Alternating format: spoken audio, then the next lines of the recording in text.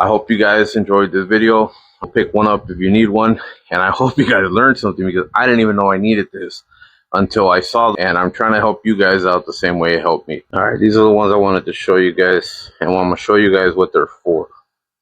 But right now, you can see we just have it in there. It's just flapped in there. So if it hits a lot of pressure, this thing will pop right out.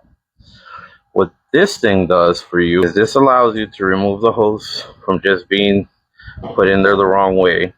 It allows you to cork it.